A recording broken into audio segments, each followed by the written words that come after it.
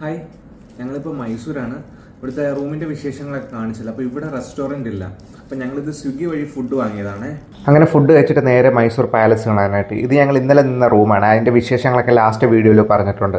പാലസിനടുത്തൊക്കെ ഒരുപാട് റൗണ്ട് ടേണുകളുണ്ട്. അതിൻ്റെ ട്രാഫിക്കൊക്കെ പൊതുവേ കുറവാണ്. അങ്ങനെ പാലസിൻ്റെ അവിടെ വണ്ടി പാർക്കിങ്ങിൽ ഇട്ടിട്ട് നേരെ ടിക്കറ്റ് എടുക്കാനായിട്ട് പോയി.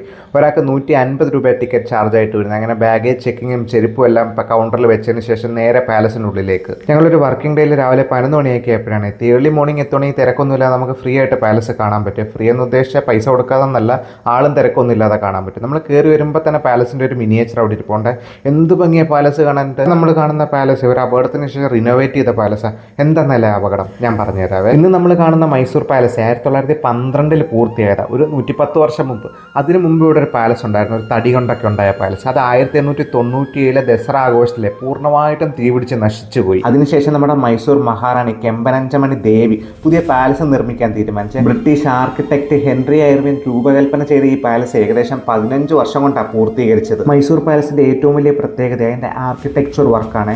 ഹിന്ദു, ഇസ്ലാമിക്, രാജ്പുട്ട്, ഗോത്പിക്, യൂറോപ്യൻ എന്നിങ്ങനെയുള്ള ശൈലികളെല്ലാം കൂടി മിക്സ് ചെയ്തതിൻ്റെ ഡിസൈൻ കാര്യങ്ങളൊക്കെ. പാലസിലെ കളർ കോമ്പിനേഷൻ എടുത്തു പറയേണ്ട ഒന്നാണ്. പിന്നെ മനോഹരമായ കമാനങ്ങളും കൊത്തുപണികളും ഒക്കെ ചേർന്ന് ഗംഭീരമായ ഒരു പാലസ് അപ്പം നിർമ്മിക്കപ്പെട്ടത്. ഞാൻ പാലസിൻ്റെ ഉള്ളിൽ കയറിയപ്പോൾ തൊട്ട് അതിൻ്റെ കളർ കോമ്പിനേഷൻ കണ്ട് അത്ഭുതപ്പെട്ടിരിക്കുകയാണ്. ഒരു ഇളം ഗ്രേ കളർ, പിങ്ക്, പിന്നെ ചുവപ്പും പച്ചയും, പിന്നെ പല കോമ്പിനേഷൻസ്. അതായത് നമ്മളിപ്പം 2026 യൂസ് ചെയ്യുന്നതോ അല്ലെങ്കിൽ റീസെൻ്റ് ആയിട്ടൊക്കെ യൂസ് ചെയ്ത് തുടങ്ങിയ പല കോമ്പിനേഷൻ കളേഴ്സുമാണ് ഒരു 110 വർഷം മുമ്പ് ഇവർ യൂസ് ചെയ്യുന്നത്. ഈവൻ ടൈൽസിൽ വരെ ആ കളർ കോമ്പിനേഷൻ നമുക്ക് കാണാൻ പറ്റും.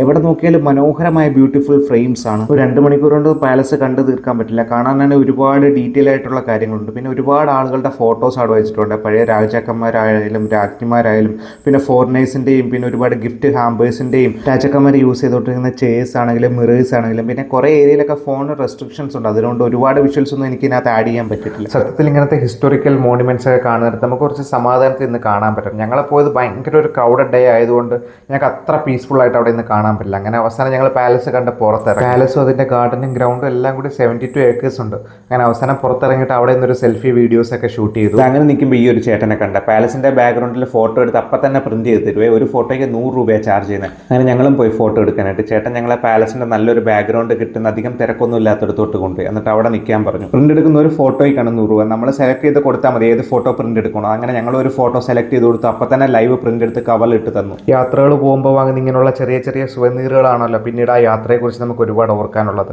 മൈസൂർ പാലസിനടുത്ത് ഭയങ്കര നീറ്റ് ആൻഡ് ക്ലീൻ ആണ് കേട്ടോ. റോഡും പരിസരവും എല്ലാം. ട്രാഫിക് ആണെങ്കിലും നല്ല അടിപൊളിയാണ്. അങ്ങനെ പാലസും കണ്ട് അവിടെ നിന്ന് ഇറങ്ങി. ഈ വീഡിയോയിൽ ഇത്രയുള്ള. ഇനി മൈസൂരത്തെ കൂടുതൽ വിശേഷങ്ങളുമായിട്ട് അടുത്ത വീഡിയോയിൽ കാണാം. അപ്പോൾ ചാനൽ സബ്സ്ക്രൈബ് ചെയ്യാത്തവർ എന്തായാലും ഒന്ന് സബ്സ്ക്രൈബ് ചെയ്യണേ. അപ്പോൾ താങ്ക് യു സോ മച്ച്.